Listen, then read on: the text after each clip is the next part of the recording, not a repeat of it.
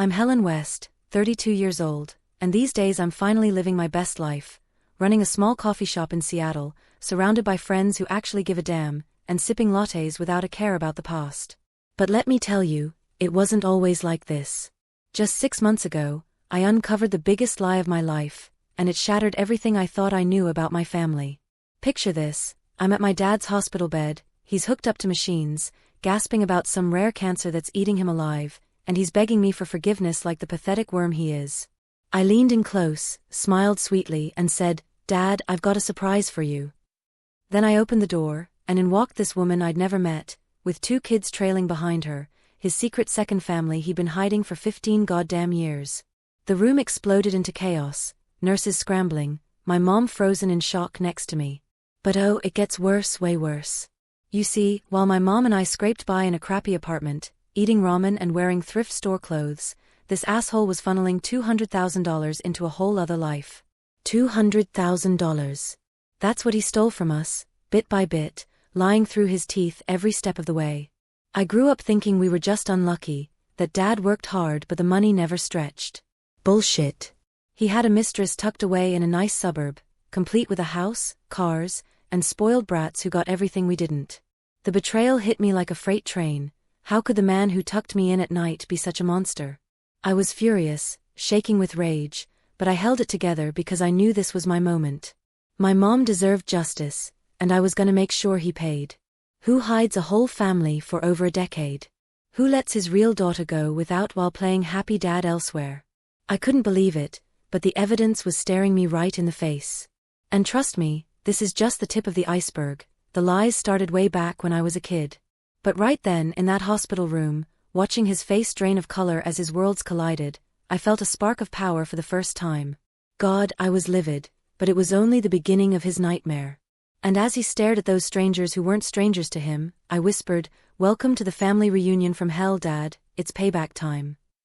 Okay, let's rewind to where this all started, because to understand why I snapped so hard, you need to know the hell he put us through from day one.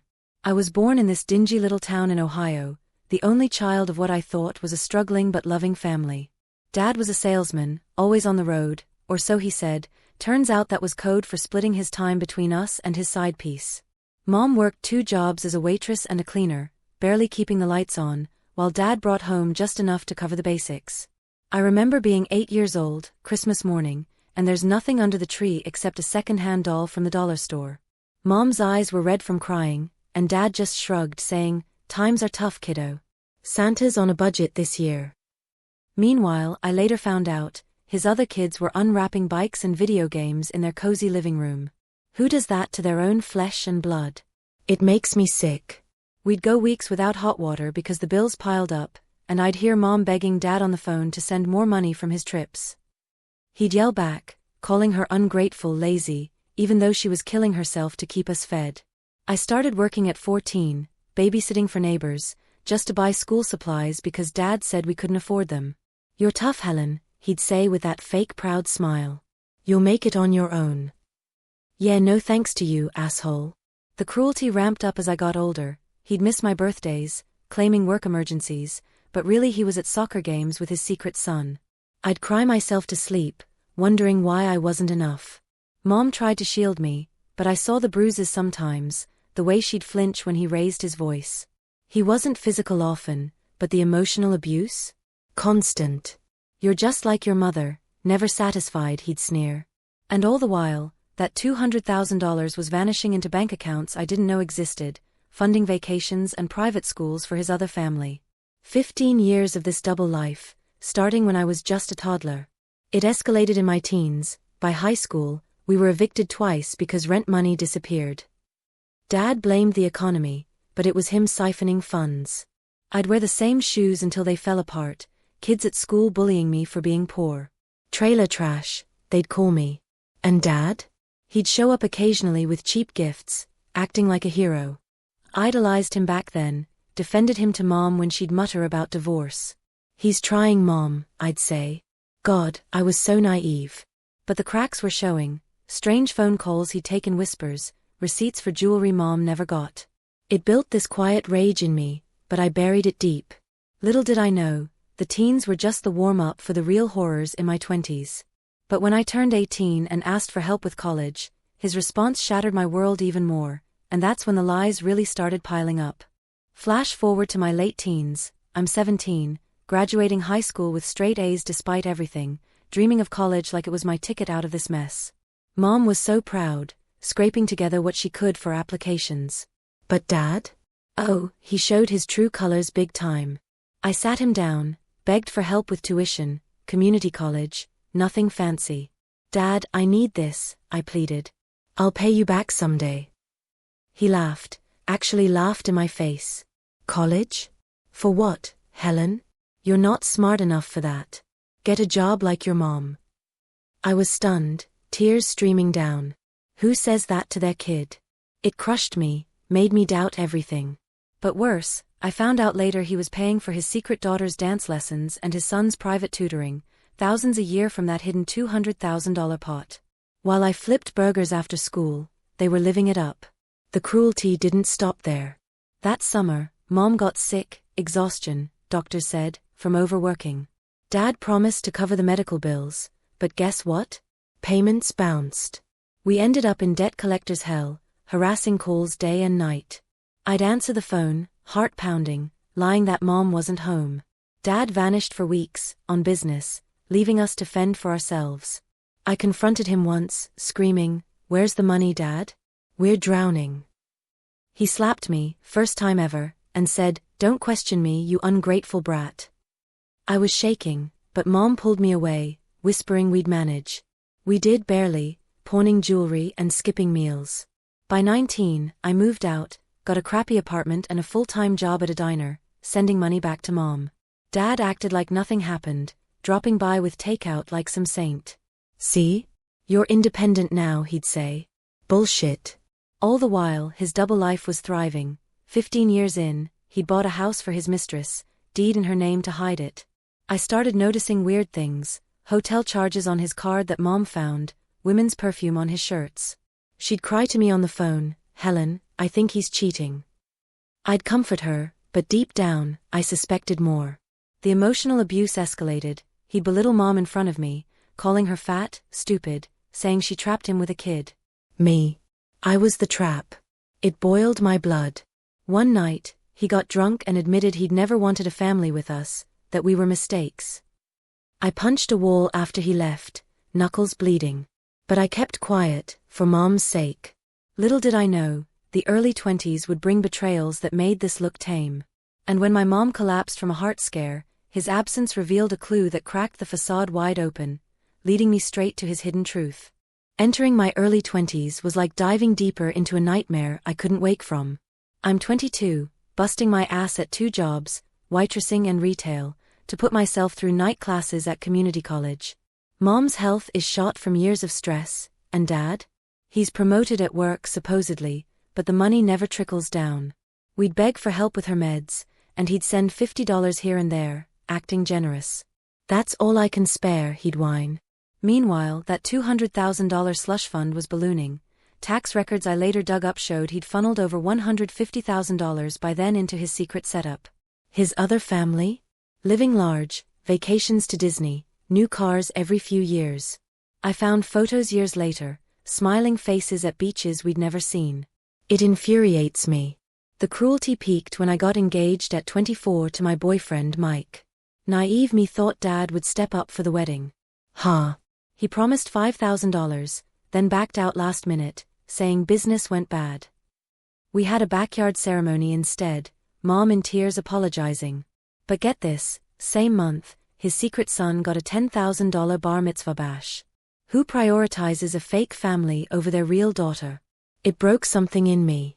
Mike and I split a year later, partly because the financial strain from helping Mom wrecked us.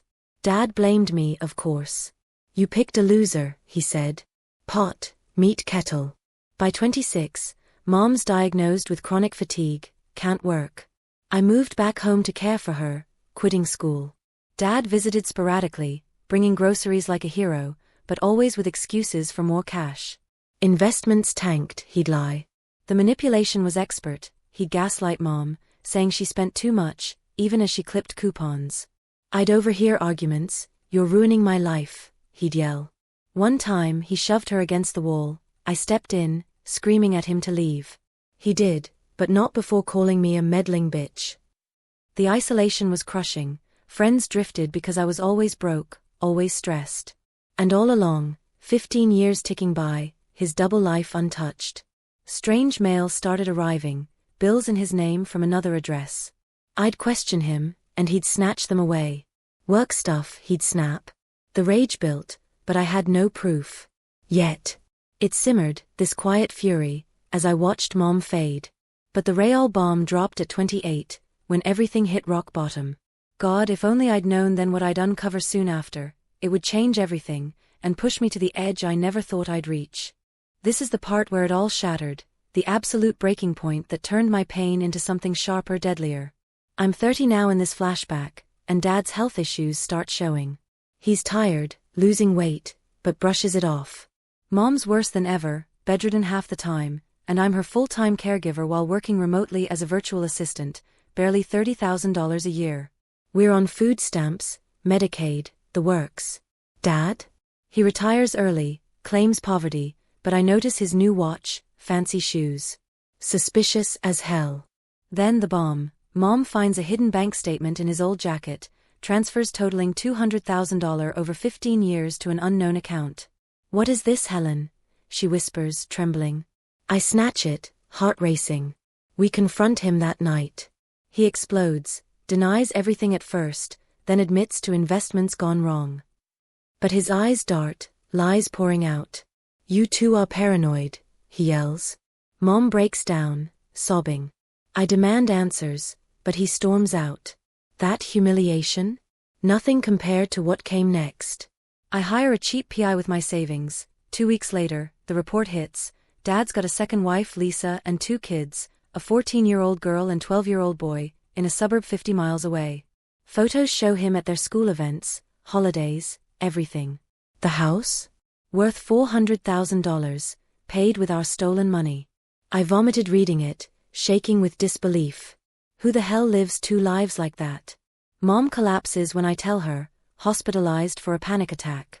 Dad visits her there, all fake concern, but I corner him. "I know everything," I hiss. He turns pale, begs me not to tell. "It was a mistake, Helen. I love you both." Bullshit. Then the soul crusher. He admits he started this when I was 2, right after Mom had postpartum depression. "She wasn't there for me," he whines. Blaming her for his cheating? I slapped him, nurses pulling me off. But the worst, he reveals he's been diagnosed with terminal pancreatic cancer, months to live. "Help me, Helen.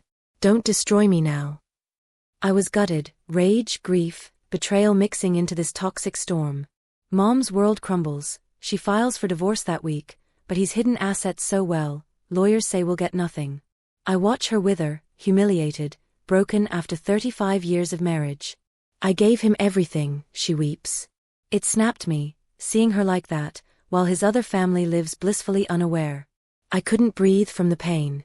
This was it, the lowest point, where humiliation turned to cold fury. But in that darkness, I found a spark, a plan forming that would flip the script and make him regret every lie he ever told.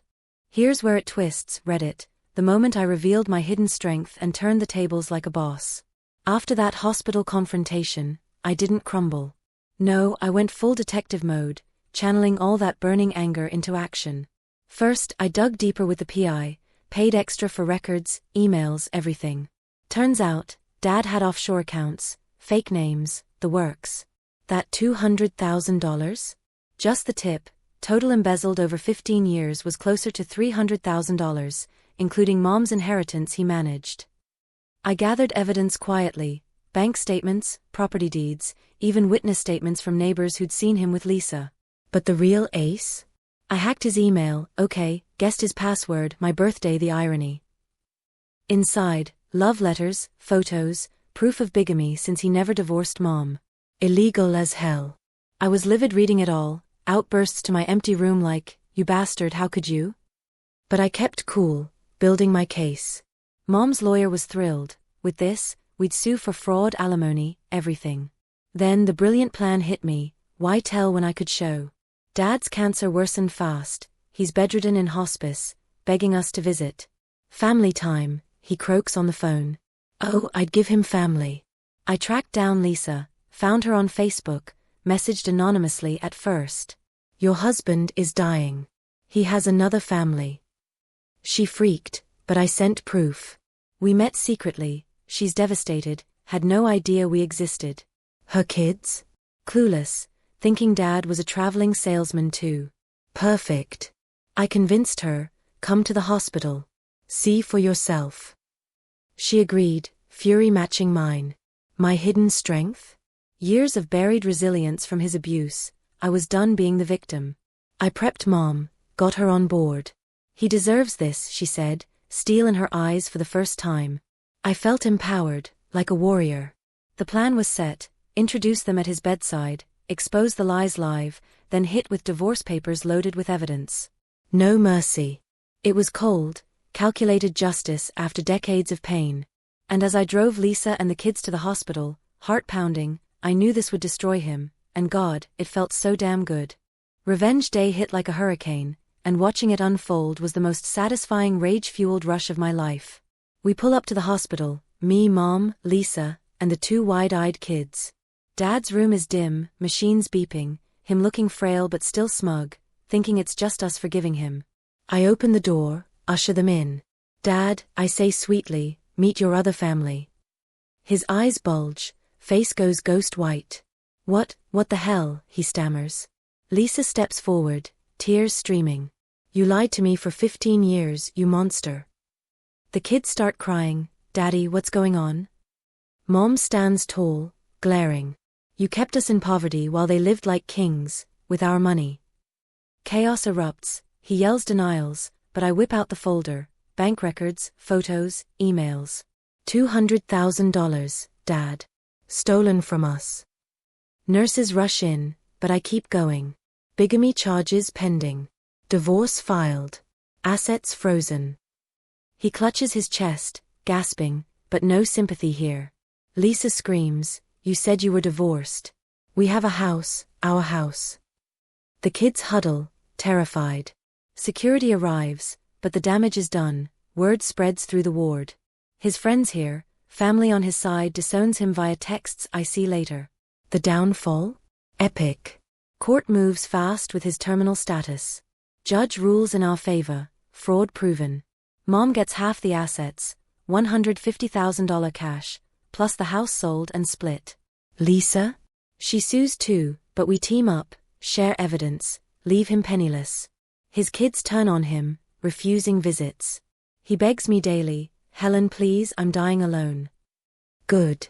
I block him. The humiliation peaks at a family gathering his sister hosts. Uninvited, I show up with proof, expose him to aunts, uncles. They gasp, cut him off. He withers in isolation, no one but nurses. Cancer takes him 2 months later, alone, broke, despised. I didn't attend the funeral. His will? Contested, assets to us. Satisfying? Hell yes. The toxic empire crumbled, lies exposed, justice served cold. But as the dust settled, I realized this was my chance to rebuild, not just for me, but for Mom, free from his shadow at last. In the aftermath, I cut every tie, no contact, no regrets, and damn, it feels like breathing fresh air for the first time. Mom and I moved to Seattle with our share of the money, bought a cute little house, nothing fancy but ours. She's thriving now, taking art classes, dating a kind guy who treats her like gold. Me? I opened that coffee shop I dreamed of, surrounded by loyal customers and real friends who cheer my wins. No more scraping by, we're comfortable, happy, healed. The pain lingers sometimes, nights I rage at memories, but therapy helps, and I've built a life that's mine. Lisa and I stayed in touch, her kids are okay, therapy too, and we even laugh about the absurdity now. But Dad? Forgotten, a cautionary tale. I blocked his extended family, changed numbers, full no-contact bliss. Thriving without blood ties that poisoned us.